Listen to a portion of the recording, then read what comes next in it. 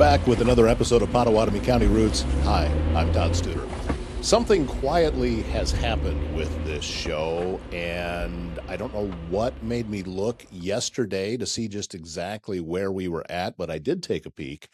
And this episode that you're watching right now of Pottawattamie County Routes, formerly Local Routes, is episode number 203.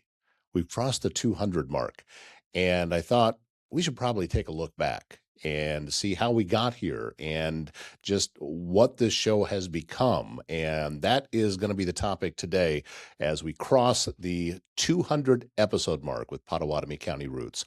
A leak, a clogged drain, or a big remodel is just what Waldstein Plumbing can help you with. They've got you covered with fast, reliable service and expert craftsmanship, handling everything from small repairs to major installations. They're locally owned and trusted and take pride in doing the job right the first time. Residential or commercial, big or small, when plumbing problems strike, call Waldstein Plumbing. Visit them at waldsteinplumbing.com. Service Master Restore by Schmader knows it's hard to get back to normal when you've suffered serious property damage due to flooding, fire, smoke, and it leaves you with all sorts of questions about how to get your home or business back to normal. Service Master Restore by Schmader can restore your space with quality commercial and residential restoration services. Call 402-339-9911. Well, when this show first began, it carried just kind of a quiet ambition that was simple but meaningful at a time when so much media attention focuses on major cities or national brands. The idea of what was then Local Routes was about telling the stories of the people closest to home, the people whose work rarely shows up in headlines, but whose influence shapes daily lives here in Pottawattamie County. The early episodes felt, kind of exploratory, as though the show was introducing listeners to a county that many had lived in all their lives but never truly gotten to know from the inside out. Instead of talking at the community, the show spoke with the community. Its original focus wasn't designed to be narrow or exclusive, but rather to be welcoming and wide enough to include voices from across fields, businesses, nonprofit work, conservation, the arts, economic development, just everyday life. That beginning set the tone for something deep and ongoing rather than something flashy or fleeting. From the start, there was an emphasis on listening. Listeners quickly realized that these conversations were not about quick sound bites or polished interviews, but about real people discussing real work. And the early episodes introduced listeners and viewers to a wide range of individuals, each with their own connection to the land, the towns, the traditions, and the challenges that define Pottawattamie County. As the series grew, patterns began to emerge, and the stories were longer. The interviews a little more thoughtful, and guests spoke at length about why they care, not just what they do. That reflective quality became a hallmark of this show, and it also differentiated it from other media you might hear or see elsewhere. As Local Routes continued, something natural happened. Mills County Routes was introduced as its own series, which allowed this show to sharpen its focus and devote itself more fully to Pottawattamie County. So instead of stretching across multiple areas, the show could now look deeper into the places, the people, and the projects that make this county what it is. That clarity helped define the identity of the show and gave it steady purpose year after year. Pottawattamie County Routes became a space where listeners could return episode after episode and hear continuity, connection, and growth. Looking back, early guests laid the foundation for something larger. They helped show that even though towns and communities might look small on a map, they are rich in story and ambition, and they helped viewers understand that progress here is communal rather than solitary. No one talked about overnight success. No one depicted their journey as easy. The people who walked into the studio or just online brought humility and reflection, and those qualities shaped the heart of the show. They helped turn it into more than just a series of conversations. It became a chronicle of shared life in Pottawattamie County. So, as the show grew and its identity became clearer, it drew a wider variety of guests, each bringing something unique, but also connected to the larger story of the county.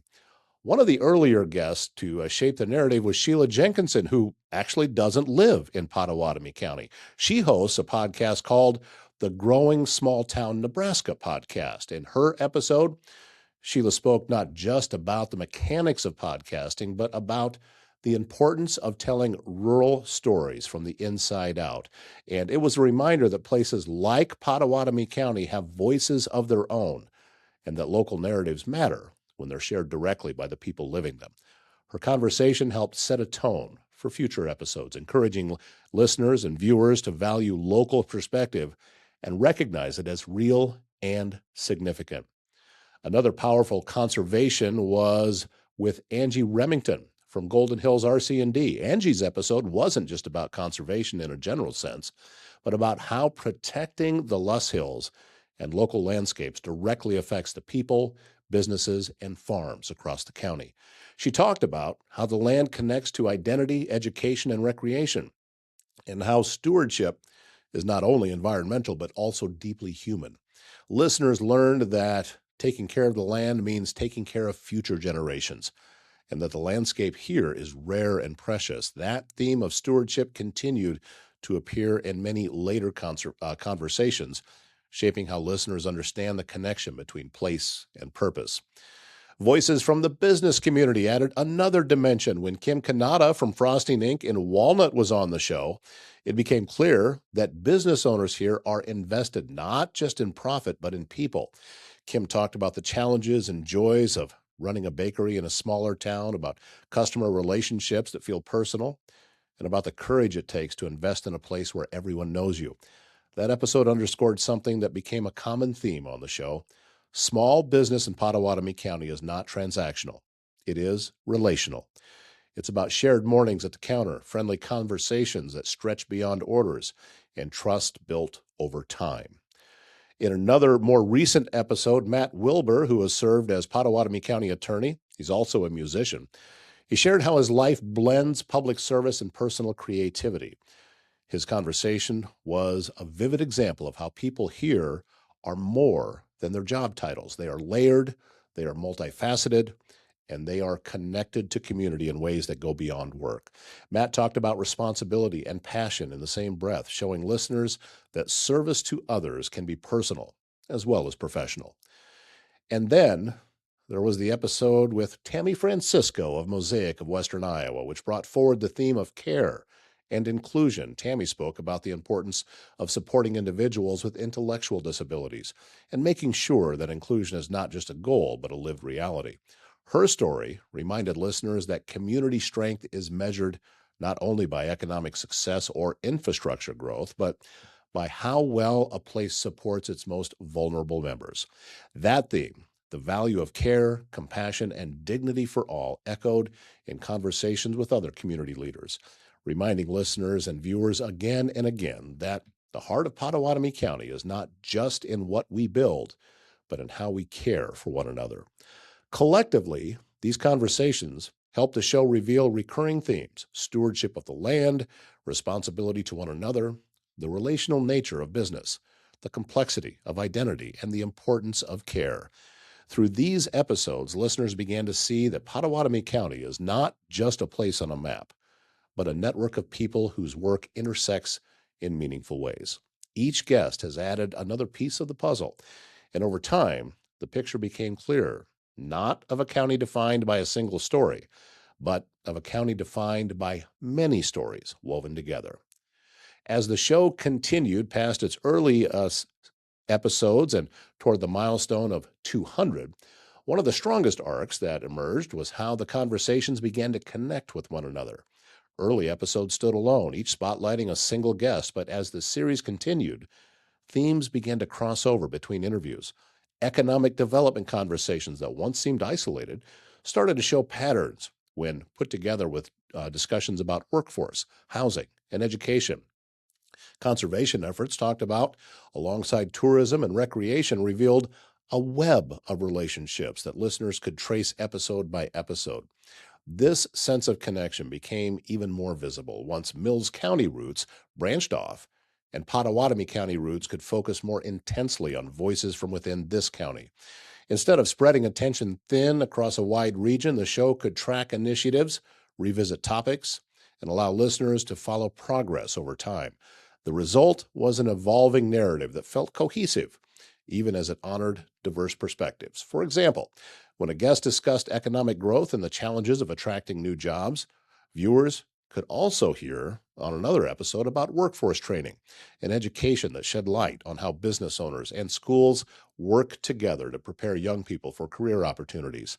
These connections deepened understanding because they showed that community issues are not standalone problems to be solved in isolation, but interconnected realities that require collaboration. Many conversations emphasize that collaboration is not optional here in Pottawattamie County, it is essential. Whether talking about conservation partnerships, nonprofit coalitions, business alliances, or civic planning teams, guests frequently return to the idea that sustainable progress happens when people work together. That wasn't just a talking point, it was reflected in the relationships listeners witnessed among guests themselves. References to previous conversations, shared contacts, and cross project partnerships began to appear naturally as this series moved forward. The transition from local routes to Pottawattamie County Routes also allowed the show to track longer arcs. Projects that were just beginning when their first guests appeared could be revisited later. Initiatives like downtown developments, community events, nonprofit campaigns, and conservation efforts showed growth across multiple episodes. Listeners watching over time could see the evolution of ideas from planning stages to implementation, and that view enriched the narrative in a way that a one-off interview never could.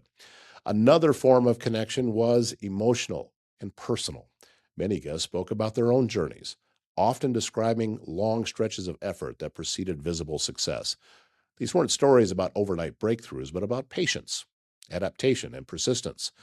Over 200 episodes, a powerful narrative has emerged.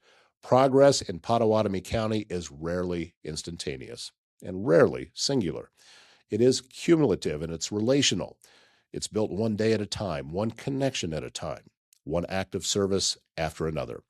Gradually, listeners began to recognize familiar threads, whether it was the theme of community engagement, the challenges of small business ownership, the importance of environmental care, or the role of collaborative civic leadership. These threads have formed an organic tapestry, if you will, that showed Pottawattamie County as a place defined not by what pulls us apart, but by what connects us.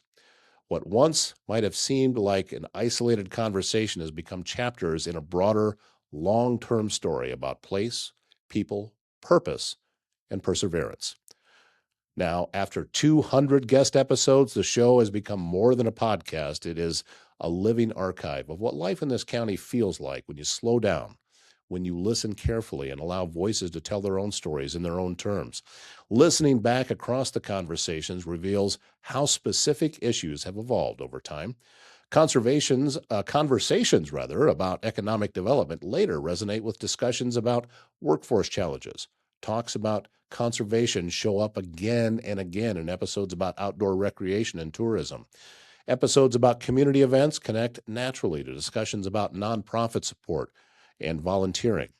That continuity is not accidental. It is evidence of the natural connectedness of community life here. This reflective quality is part of what makes this series meaningful. It's not just a collection of interviews, but a record of growth and connection that shows how the county is gradually shaping itself over time. Viewers who revisit older episodes often find deeper layers of meaning because they bring present knowledge to earlier conversations and can see how plans and ideas have unfolded since then. This kind of reflection transforms this series from entertainment into context, into a framework for understanding progress on the ground. One of the most enduring impacts of the show has been how it reveals the emotional landscape of community effort. Guests rarely describe their work purely in transactional terms. Instead of saying, I run this organization, they describe relationships, how people help them get started, how volunteers sustain them, how neighbors encourage them during slow months, how community partnerships have opened doors. Those emotional layers add depth that goes beyond surface description and shows why people stay committed even when the work is hard or slow. Sometimes the work guests describe is not glamorous, and it does not always involve big funding announcements or large crowds. Much of it involves long meetings, quiet coordination, everyday problem solving, ongoing training, and the kind of show up even when it's hard work that rarely makes it into a press release.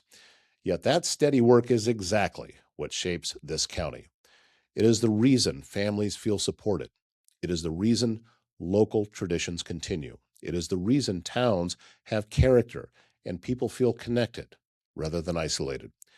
The nature of the show has also helped viewers see that progress almost always involves trying something, then adjusting it, learning from the results, and trying again.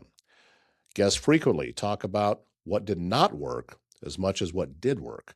And those discussions have offered honest lessons for listeners and viewers who may be facing their own challenges in building businesses or organizations.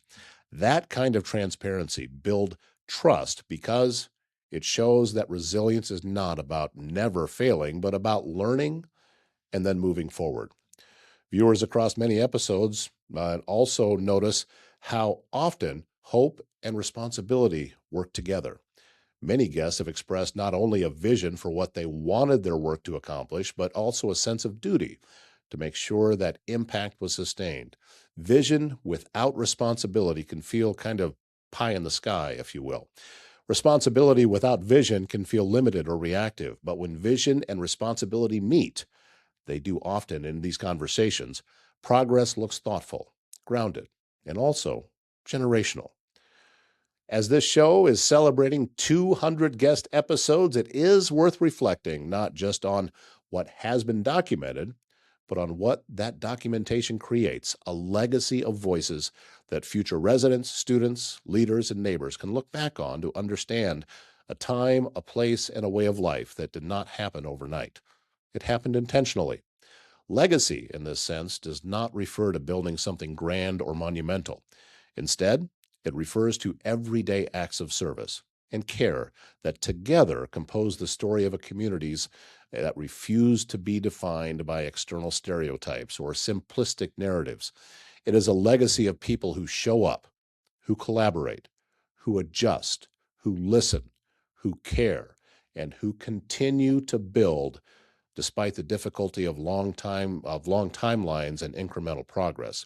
So looking back over 200 episodes, the forward motion is clear. There are new businesses launching, nonprofit efforts expanding, conservation projects gaining traction, workforce development partnerships strengthening, and emerging leaders stepping into roles that connect sectors and needs. The county story does not stand still. It evolves. And this archive captures that evolution in real time. The legacy also lies in the emotional resonance of these conversations. Viewers hear not just what guests do, but why they persist. They hear that belonging matters, that people matter, that relationships matter, and that stewardship matters. This emotional fabric reinforces the idea that progress is not measured only by statistics or milestones, but by the daily choices people make to serve others and invest in shared life. This show, in its own way, has contributed to that legacy by creating a space where voices are heard and preserved. With each episode, the county story becomes richer and more textured. Future viewers can look back and see not just individual achievements, but the pattern of efforts that have shaped a period in this county's history. That kind of legacy is not accidental. It is built by people who have agreed to share their experiences authentically and by viewers who care enough to pay attention. As Pottawattamie County Routes moves forward beyond 200 episodes, the path ahead feels less like a list of unknowns and more like a continuation of a story that has already begun to unfold. The foundation is strong, not because it was designed that way, but because it was built by many hands, many voices, many episodes of consistent effort, and many acts of collaboration. What remains to be told is just as important, and there are countless voices yet to be heard, countless stories yet to be shared, and countless connections still waiting to be made. The legacy of these episodes is not merely that they exist. Their legacy is that they help the county see itself with greater nuance, care, and connection. They help listeners understand that progress here does not happen in isolation, that resilience is learned through experience, and that community is shaped by the many people who continue to show up one conversation at a time. 200 episodes is not the end of the line. It is a milestone in a longer story that really has no finish line because the life of a community is ongoing. As long as there are people willing to step forward, share, and serve faithfully, there will be more episodes worth recording, more voices worth listening to, and more parts of the county's story worth telling. So, this narrative and retrospective is not just simply a celebration, it is a reminder that legacy lives in shared stories, in honest reflection, and in the willingness to continue building with care and intention. Primrose Retirement Community believes home should be a place of comfort, connection, and care. From personalized support to engaging daily activities, everything they do is designed to help residents live fully and confidently. At Primrose, that's their priority, to put the quality of their residents' care and daily needs at the top of their list each day and every day. It's not just about where you live, it's about how you live. Learn more about life at Primrose Retirement Community at primroseretirement.com. And in the heart of Walnut, we talked about her, Frosting Inc. is your sweet destination for gourmet cupcakes, cookies, and artisan baked goods made with care and creativity. Kim has been going since 2017, and they've been delighting customers with exceptional taste and hometown heart. Stepping inside their charming storefront, you'll also find small batch candles, homemade jams, local honey, tallow-based skincare, and artisan snack mixes. Frosting Inc., more than a bakery.